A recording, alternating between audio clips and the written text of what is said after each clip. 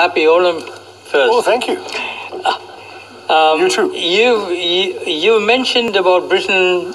Mentioned that Britain left India in a worse off condition than had it been without Britain. You also mentioned about reparation from Britain.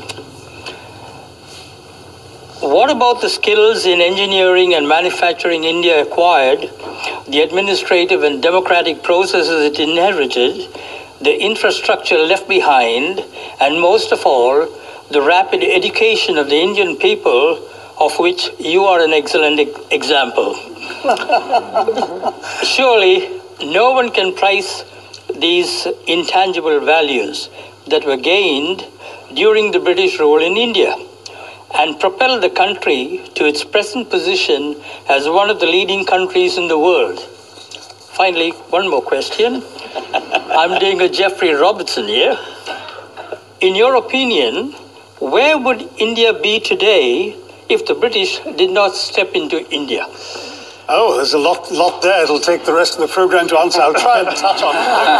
But this is almost like the American saying to the widow of the American president, apart from that, Mrs. Lincoln, how did you enjoy the play? I mean, really, the British came to one of the richest countries in the world, accounting for 27% of global GDP in 1700, 23% in 1800, and over 200 years of exploitation, depredation, loot, and destruction, reduced it to a poster child for third world poverty, just over 3% of global GDP, 90% of the population living below the poverty line when the British left in 1947, a literacy rate, you speak of education, a literacy rate below 17%, and a life expectancy of 27. The growth rate of British India from 1900 to 1947 was 0.001%. That's what they were doing while draining the country of taxes and resources. Education, my gosh, the British, the last thing they wanted to do was invest in educating Indians. Will Durant, the American historian traveling in India as late as 1930, pointed out that the entire expenditure of the British on education in India, from the nursery level to the highest universities, was less than half the high school budget of the state of New York. All the Indian institutes of technology, the engineering achievements you're talking about, were established after independence by the government of India.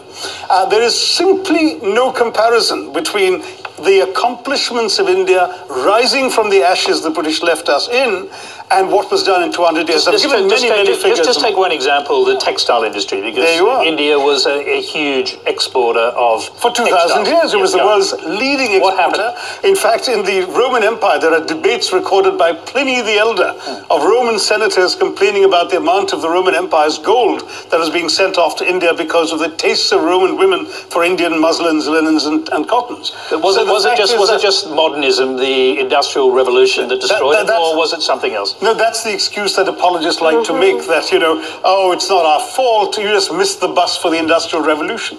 Well, we missed the bus because you threw us under its wheels, is what I tell the Brits. I mean, fact is, in the name of free trade, the British came in and destroyed the free trade that had made India a leading exporter of textiles.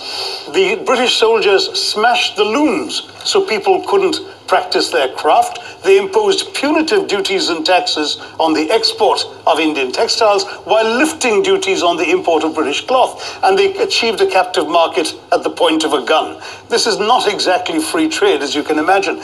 Cities like Murshidabad and Dhaka in the subcontinent were depopulated. In one notorious incident, weavers had their thumbs cut off, so when the looms were repaired, they couldn't weave again. Textiles were systematically destroyed as an industry by the British, and that's only one example of many. Well, I'm going to quickly go back.